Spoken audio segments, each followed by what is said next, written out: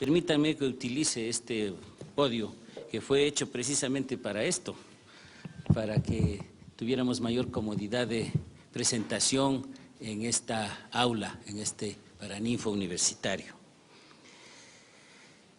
No es coincidencia que estemos aquí en la Andina realizando este evento. La Andina nació en medio de la geopolítica del conocimiento.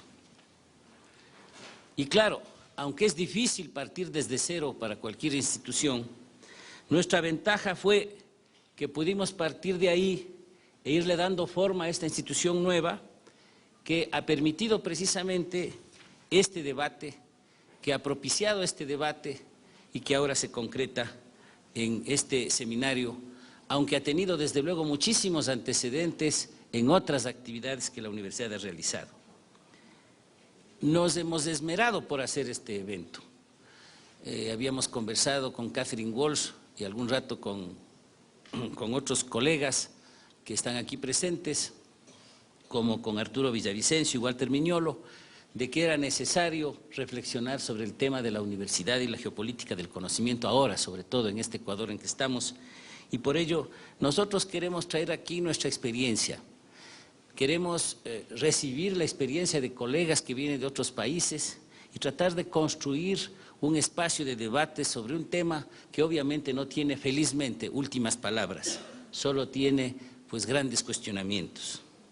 A mí me complace abrir este evento, en realidad me toca hacer ambas cosas.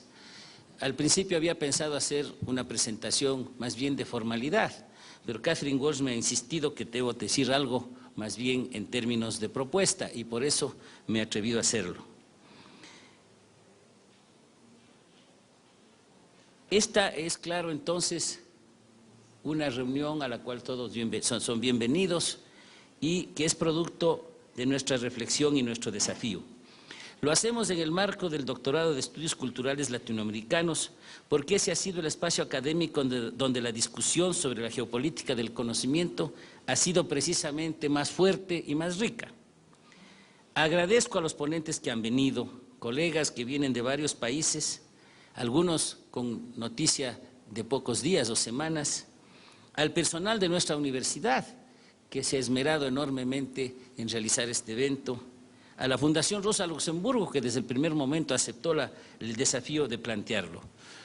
Y desde luego especialmente a Catherine Walsh, que se ha dedicado con el esmero que ella dedica a las cosas precisamente a preparar este evento. Yo le presento mi agradecimiento con mucho cariño y reconocimiento porque realmente nos ha costado el trabajo que hoy se ve tan ampliamente reconocido por ustedes, estimadas amigas y amigos.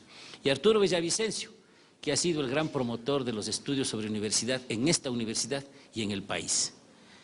Todos ellos pues merecen nuestro reconocimiento, pero sobre todo ustedes que están aquí presentes y que desde luego vienen a no solo presenciar, sino participar directamente en esto que esperamos sea un rico debate.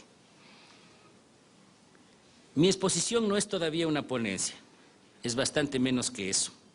Es un punteo de la dimensión histórica tal como yo he visto este problema. Espero aprender en este seminario lo suficiente y a pesar de mis responsabilidades de rector voy a tratar de estar de aquí formalito de 5:30 a 8:30 para que me den el certificado además. Creo que por algo me servirá algún rato. y sobre todo para aprender lo suficiente como para poder hacer de este punteo una ponencia que algún día pronto espero yo será un libro que esperamos circule en el continente como una propuesta y desafío. La universidad es adaptable y resistente. Ese es el primer tema. La universidad, como muchos, es un invento europeo, pero es adaptable y resistente. Y es también contradictoria, porque así es la sociedad en que se asienta. Es una institución medieval, pero ha sobrevivido 8 siglos, algunas incambiadas. La semana pasada tuvimos aquí una graduación con birretes y togas que rememoran precisamente el origen medieval de la universidad. Esperamos que hayamos avanzado un poco en cuanto al contenido en nuestro caso. La universidad se ha extendido a los 5 continentes. En algunos casos es más exitosa que el cristianismo, que también ha llegado a los 5 continentes, y que el marxismo, que en algunos lados está en retirada y en otros felizmente en un nuevo avance. Quizá no tanto como la pizza, pero va cerca. La universidad es una institución universalmente aceptada y reconocida como necesaria. A veces es el centro de la ciencia y de la tecnología, pero es también versátil. Detrás del rótulo universidad se propone una gran diversidad de instituciones. Se supone que la universidad es universal y que para eso tiene las características de un centro abierto y plural. Pero hay universidad agraria, hay universidad de las artes, y eso, hay universidad de especialidades turísticas, y hasta hay una universidad que se llama Ogmandino. Los ecuatorianos saben que por poco nos libramos de que se cree una universidad Otilino Tenorio. Todos sabemos quién fue el que le ganó a Eloy Alfaro la primera ronda del nombramiento del mejor ecuatoriano. Fue un estupendo jugador de fútbol que asestó a morirse 3 semanas antes del concurso. Don Eloy se había muerto en 1912. Entonces, pues, casi tenemos una universidad Otilino Tenorio, pero teníamos una que se llamaba Ogmandino. Así de compleja es la universidad. Casi puede llamarse cualquier cosa una universidad. Desarrolla la ciencia, la universidad, la complejiza, pero también la banaliza y hace recetas sobre ella. Expresa la cultura, que tiene raíces en el pueblo, pero también elitiza la cultura y la niega al pueblo. Expresa y sirve al poder. La universidad desde su primer día, la universidad que nació en las catedrales, es una expresión del poder, lo reproduce y lo impulsa, pero también critica y alborota al poder. Todo eso es la universidad y su experiencia histórica lo ha demostrado así. Este punteo entonces esta ponencia es sobre todo un punteo sobre esa dimensión histórica. Se refiere a la universidad latinoamericana, pero la mayoría de las concreciones y ejemplos serán de Ecuador, porque son los que tengo más a la mano. Cuando tenga la posibilidad de leer un poco más sobre experiencias concretas, iré ampliando esta realidad. La universidad colonial.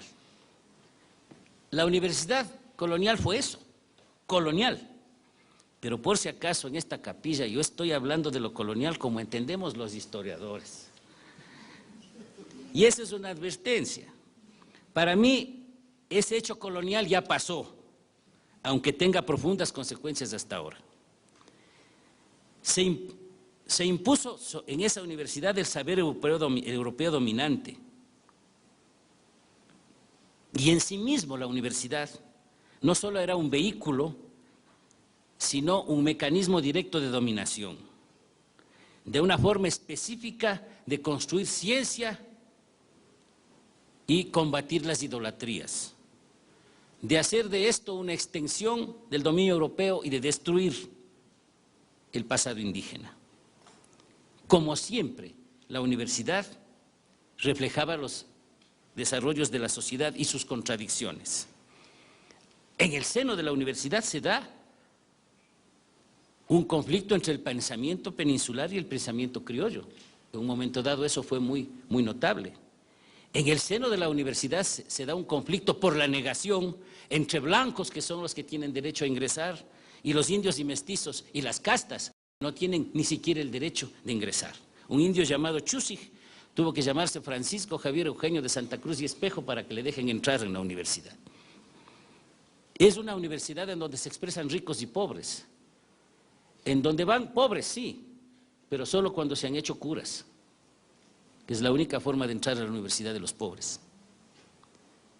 Obviamente, la relación en que esta universidad se asienta es una relación colonial. No había capitalismo dominante ni visión internacional del trabajo. Había también un incipiente desarrollo científico de lo que entendemos ahora por ciencias duras en la universidad. Pero eso sí, la diferencia entre el nivel y contenido de las universidades europeas y las latinoamericanas no era muy mayor. La brecha entre la institución de la Universidad de Salamanca, la de París o la Universidad de San Marcos o la Universidad de México era muchísimo menor que la que luego se ha desarrollado precisamente con la evolución del capitalismo y la división del diseño internacional del trabajo que vino después. Es decir, las universidades, claro, estaban centradas en la enseñanza de teología y derecho, y a veces derecho civil y canónico simultáneamente, y además con la enseñanza de medicina, en una sociedad en la cual más del 95% seguían siendo objeto de prácticas de medicina tradicional, que era precisamente la que salvaba vidas. Sin embargo, no hay que olvidarse que las universidades latinoamericanas, de todas maneras, entre comillas, estaban actualizadas. A 40 años de que se publicaron las obras fundamentales de Newton, se enseñaba Newton en América Latina. Los textos de física de varias universidades del continente ya tienen esa innovación. Y también había crítica de la sociedad y el poder colonial, sobre todo en el siglo XVIII. Las universidades fueron el espacio de la crítica del poder colonial. La Academia Carolina, fundada por el rey Carlos III, en una de las universidades más importantes de América, la Universidad de San Francisco Javier de Chuquisaca, termina siendo cantera de conspiradores y revolucionarios, que incluso no solamente conspiraron en Bolivia, se exportaron a todo el continente. Y Espejo, a quien ya lo mencioné, fue periodista, insurgente, investigador avanzado sobre las viruelas, pero también bibliotecario, o sea, funcionario de la Universidad Colonial. La Universidad Republicana. La universidad surgió como institución fundamental de los nuevos estados. La universidad acompañó el acto fundacional de las repúblicas con las independencias. En algunos casos fue una continuidad colonial, la propia Universidad de Chuquisaca, la de San Marcos o el Colegio Mayor de Nuestra Señora del Rosario. Pero en otros casos se crearon universidades republicanas, como las universidades centrales o nacionales, para poner los casos de Caracas, Bogotá y Quito. Fueron entonces pues las universidades la cúspide del saber oficial y centros de capacitación de profesionales. Consolidaron el poder oligárquico y su visión de la sociedad. El himno de la Universidad Central del Ecuador, aquí debe haber exalumnos de la Universidad Central, dice una afirmación que realmente nos debería poner a pensar, ¿no? Aborigen lo mismo que ibérica. Y eso define el himno de la Universidad Central como la raza de América. Bueno, es clarísimo que la Universidad Colonial no fue aborigen ni ibérica. Peor aún la Universidad Republicana. La Universidad Republicana fue otra cosa. Pero la afirmación de ser aborigen e ibérica es una forma de verse a sí misma y de justificarse a sí misma, nada menos que de nuestra Universidad Central. El referente europeo fue el eje del contenido de la Universidad Republicana. Se consideraba ciencia lo europeo y se trataba de adaptar la ciencia europea a las realidades locales. Y el éxito de la universidad era precisamente adaptar el pensamiento fundamentalmente francés a las realidades nuestras. Hubo continuidad, se enseñaba teología y derecho, a veces juntas nuevamente, y desde luego se desarrollaron los estudios de medicina. Pero se comenzó, sobre todo avanzado el siglo XIX, a enseñar ciencias y a preparar profesores. Y esa fue la novedad decimonónica de la universidad. Con la división internacional del trabajo se consolidó la dependencia cultural y científica de nuestros países. Y esa es una realidad. La universidad fue uno de los centros, uno de los espacios en donde este hecho repercutió con mayor claridad, con mayor vividez, sobre todo porque en lo que el desarrollo científico se refiere, comenzó un divorcio, comenzó un distanciamiento, comenzó una brecha que no hemos podido superar hasta el presente. Nosotros podíamos rivalizar en el discurso filosófico quizá, aunque nos negábamos a aceptar que lo que nosotros pensábamos era filosofía.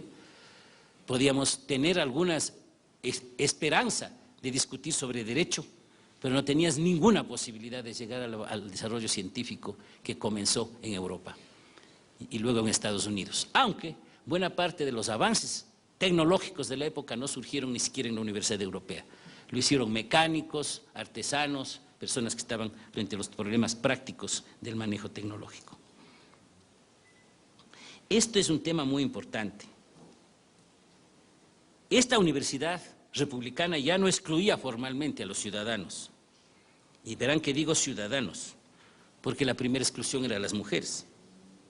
Pero tampoco llegaban los pobres y desde luego no llegaban ni los negros, ni los indios, ni los mestizos más bajos, por exclusión económica y por prejuicio.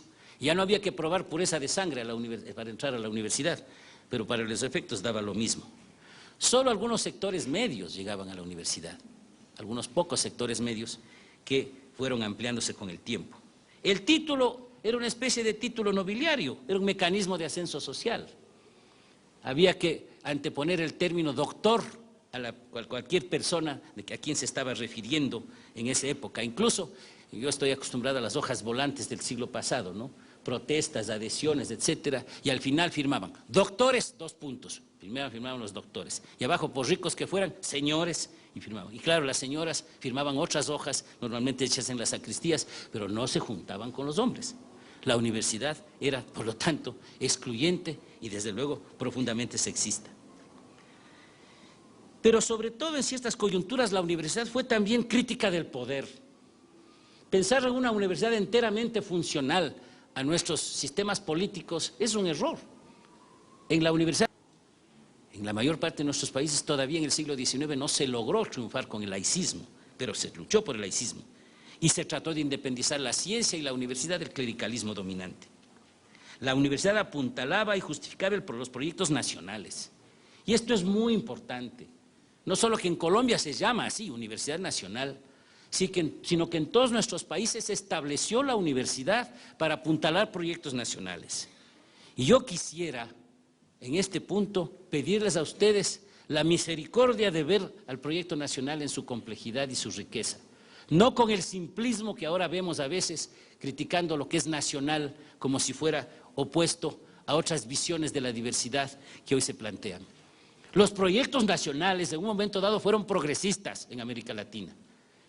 Reivindicaron soberanías, reivindicaron identidades y la universidad fue un eje del proyecto nacional. Pero claro, esos proyectos nacionales fueron excluyentes de los pobres, de los indígenas, de los afros, es verdad.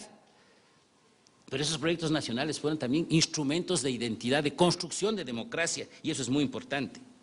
Es decir, la consolidación fue un paso adelante en el proyecto republicano. Se valoró la nación, no se la satanizaba. Sin embargo, no se la criticaba tampoco. Había una especie de consenso universal al respecto. En el siglo XIX, a lo largo del siglo XX avanzó y creció la universidad y sufrió grandes cambios. Se consolidó la universidad laica. De diversas maneras se excluyó y marginalizó al clero, salvo excepciones muy contadas, y lo cual provocó la creación ulterior de universidades católicas en todo el espacio latinoamericano, salvo países como Uruguay y México, en donde las universidades católicas son muy modernas, dado el carácter profundamente laico y anticlerical de esos sistemas. Crecieron y diversificaron las carreras. Por ejemplo, de Derecho salieron economía, administración, sociología, ciencias políticas, incluso literatura y filosofía, porque en un momento dado los abogados eran todólogos y para poder aprender el saber había que aprender derecho. Se diversificaron las ingenierías. Este fue el auge profesionalizante de la universidad que llamamos napoleónica.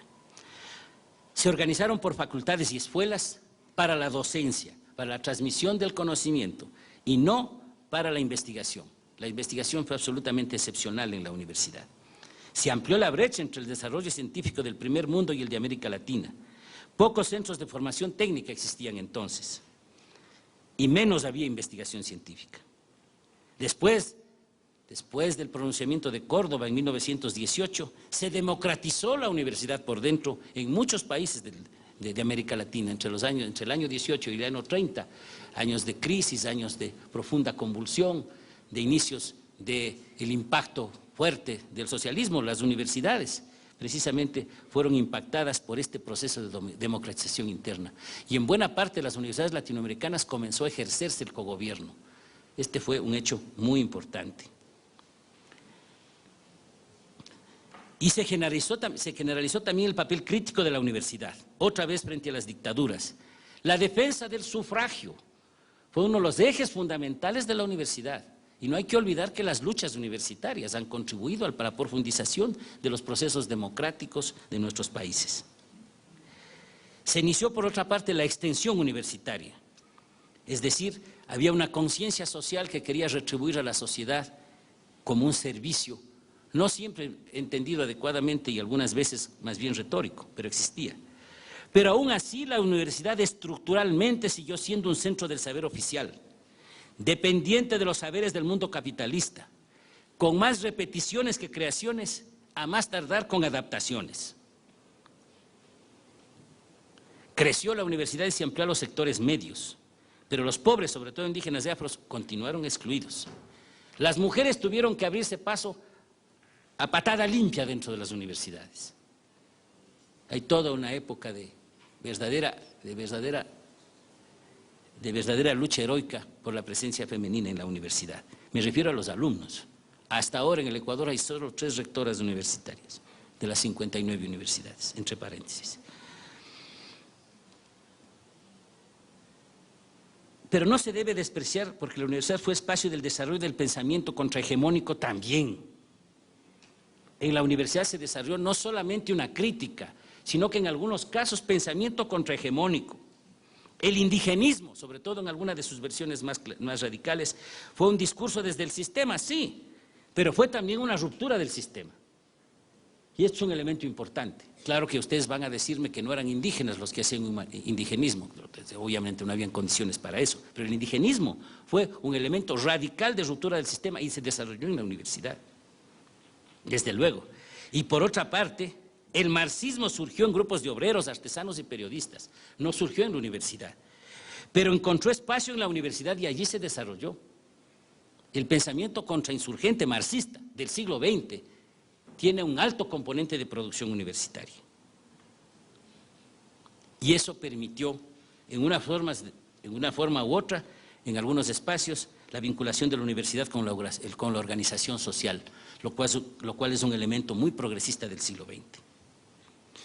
En el presente, hoy tenemos la universidad que tenemos. Sigue siendo centro del saber oficial y la cultura dominante, pero mantiene, aunque limitado en algunas partes, el papel crítico. Busca formas de acercarse a la realidad diversa de las sociedades, al menos ese es su discurso. Sigue siendo parte de una geopolítica del conocimiento que sube subalternizado al saber del norte. Sigue atrasada en el desarrollo científico, sin recursos para competir ni de lejos con el complejo Universidad Defensa de Estados Unidos, por ejemplo, y de algunos otros países. Hay proyectos de reforma, pero casi todos ellos son de modernización refleja. A veces con un discurso progresista y de ruptura, pero al fin y al cabo de sometimiento y modernización refleja. No solo desde el Estado, sino de las propias instituciones superiores que quieren parecerse a lo que se considera lo más avanzado del mundo. Por fin, aquí termino yo y comienzan los ponentes, porque en realidad sobre eso es el seminario. Pero yo quisiera decirles 2 minutos más, por un lado, que es tarea y desafío de la universidad pensarse a sí mismo. La universidad son como los médicos que no les gusta que les pongan inyecciones. La universidad no le gusta pensarse a sí misma. La universidad siempre cree que está haciendo lo correcto. Siempre cree que está defendiendo valores cuando en la práctica puede estar desarrollando antivalores. Y ese es un tema fundamental. Es decir, la universidad tiene que comenzar la crítica en su propia casa. Entre paréntesis, ahora Sol tuvo la bondad de presentar el libro que precisamente esta semana ha publicado la Corporación Editora Nacional sobre temas de la universidad de los últimos años que yo he recopilado. Pero también están 2 libros de Arturo Villavicencio que están, el uno sobre el modelo de la universidad ecuatoriana que se impone y el otro, el tema concreto del Yachay, que están a disposición de ustedes en los stands afuera, y también el libro Universidad de Institución Perversa, un título de Hernán Malo que ya dice todo precisamente desde el título. La universidad, permítanme decirles, nunca será del todo alternativa. Cuando me hablan de universidad alternativa, yo tengo la idea sospechosa de que eso no va a poder tener éxito o lo que es más grave, se está mintiendo a sí misma intentando mentir al resto. La universidad siempre será un espacio de reproducción de la ideología oficial, pero eso sí, la universidad puede ser puede abrirse a otros saberes y en ese sentido buscar lo propio. ¿Pero qué es lo propio? Lo propio es aquello que se da de la diversidad. Estoy radicalmente en contra de quienes que creen que lo propio es solo indígena, que lo propio es solamente los saberes de los taitas. Yo creo que desde el mestizaje, con sus ambigüedades y contradicciones, también tenemos un saber propio. Los mestizos no solo somos un discurso, existimos y aquí estamos en abrumadora mayoría. Así ustedes piensen lo contrario. Lo latinoamericano, lo sudamericano y lo andino es complejo e incluye los saberes que se han generado de la diversidad. Desde luego que la cosmovisión indígena comunitaria es un elemento fundamental, como también lo son los afros, los migrantes, etcétera. Pero hay un pensamiento subalterno que viene de la lucha social, que es radicalmente nuestro, aunque incluyamos influencias y categorías occidentales. Esa construcción mixta, esa construcción contradictoria de lo nuestro, es precisamente lo que hace de la Universidad Latinoamericana una universidad original. Analizar la situación de nuestra universidad ante la geopolítica del conocimiento debemos ubicarnos. Descubrir lo propio, no en lo que deja la modernización refleja, ni en el fundamentalismo culturalista, sino en la asunción radical de nuestra diversidad. Muchas gracias.